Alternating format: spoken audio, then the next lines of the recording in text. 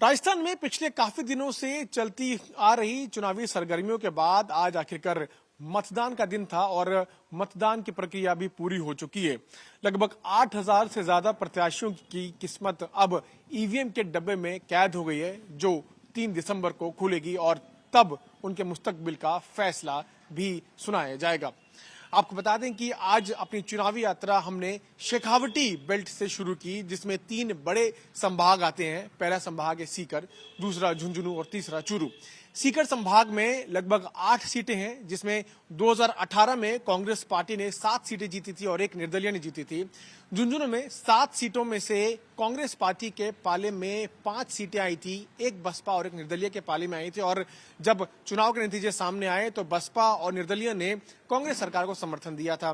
वहीं अगर हम चूरू जिले की बात करें तो 6 सीटों में से 4 कांग्रेस पार्टी ने जीती थी और 2 बीजेपी के पाले में आई थी। तो इन 21 सीटों में कहीं ना कहीं कांग्रेस पार्टी का पल्ला जो है वो भारी रहा, कांग्रेस पार्टी का दबदबा रहा। लेकिन इस बार कांग्रेस पार्टी कहीं ना कहीं बैकफुट पर दिखी। बीजेपी का जरूर यह मानना है कि जिस तरह से प्रत्याशी चुने गए और जो एंटी इनकम्बेंसी फैक्टर कांग्रेस के खिलाफ रहा, वो कहीं ना कहीं बीजेपी को मदद करेगा, क्योंकि बीजेपी के पास शेखावटी बेल्ट में कुछ हारने को नहीं है, सिर्फ और सिर्फ जीतने के लिए, हासिल करने के लिए काफी कुछ है। मैं इस वक्त शेखावटी बेल्ट में ही आने वाले सीकर संभाग के लक्ष्मणगढ़ सीट पर मौजूद हूं और इस पूरे शेखावटी बेल्ट में एक बहुत महत्वपूर्ण कॉन्स्टिट्यूएंसी रही, एक बहुत महत्वपूर्ण सीट रही। वो इसलिए क्योंकि जो पार्टी के, कांग्रेस पार्टी के प्रदेश अध्यक्ष हैं गोविंद सिंह डोटासरा, उन्होंने यहां से चुनाव लड़ा। और ठीक मेरे पीछे जो मंदिर है, ये एक प्रसिद्ध मंदिर है लक्ष्मणगढ़ का, और यहाँ पर वो आए भी थे, उन्होंने पूजा अर्चना भी की थी। गोविंद सिंह डोटासरा की अगर हम बात करें तो वो कांग्रेस पार्टी के प्रदेश अध्यक्ष हैं और लक्ष्मणगढ़ से वो कांग्रेस पार्टी के प्रत्याशी हैं और हमेशा से अशोक गहलोत के साथ लक्ष्मण की तरह खड़े हुए नजर आए।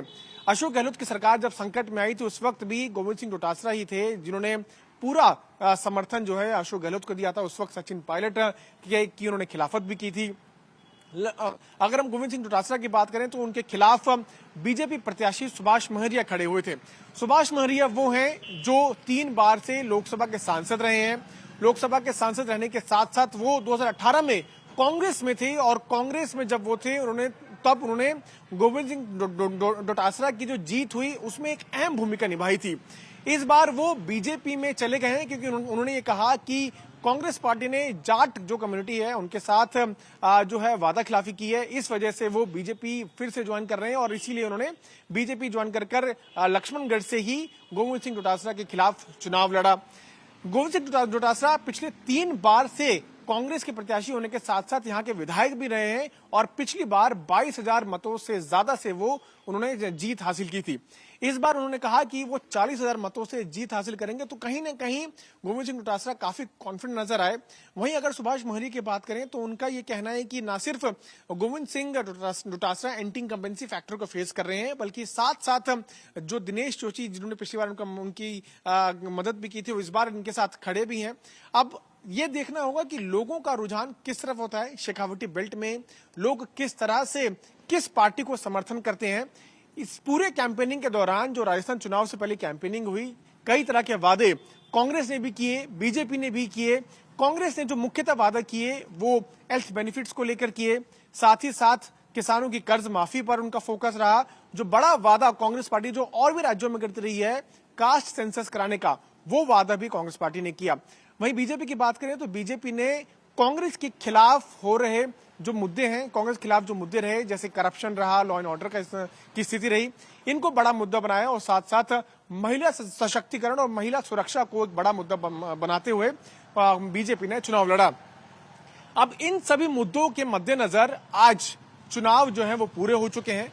सभी जो प्रत्याशी हैं उनकी किस्मत अब ईवीएम में कैद हो चुकी है। 3 तारीख को जब ये डब्बे खुलेंगे तब पता चलेगा कि ऊंट किस करवट बैठा।